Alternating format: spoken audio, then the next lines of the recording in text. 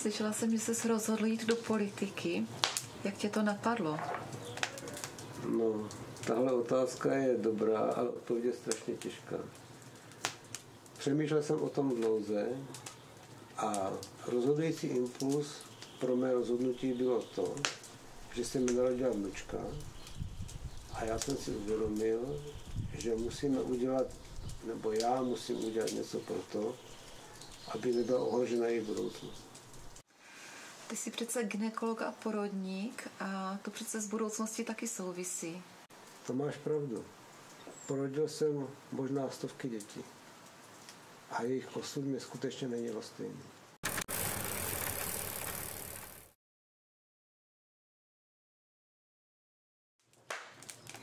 Ahoj kamarádi, přišla jsem za panem doktorem Podzimkem. Ahoj Kájo. Ahoj Pavli, jak se máš? Rád tě vidím. Děkuji, mám se výborně. A jak se máš ty? No teďka jsem trošku prostuzený, protože jsem se vrátil z plavání, byl jsem ve Vírovicích. Voda byla dobrá, ale jak vylezeš ven, tak potom je trochu zima. Ty takhle trénuješ, jak dopadl ten Vltavaran? No Vltavaran pro mě dopadl dobře. Skončili jsme v půlce jako štafety, ale krásný zážitek. Byl jsem tam nejstarší, omládl jsem o 30 let mezi těma mladejma a 350 km ze Šumavy do Prahy zvládli za 31 hodin. Což si myslím, že je dobré.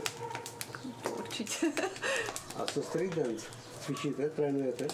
Trénujeme o 106 pořád. Přidalo se k nám plno nadšenců, kamarádky, kamarádi, děti, právě i dospěláci.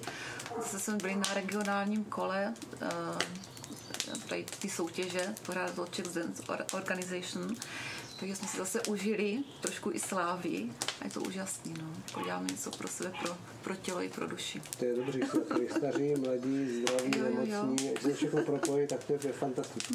Přesně tak.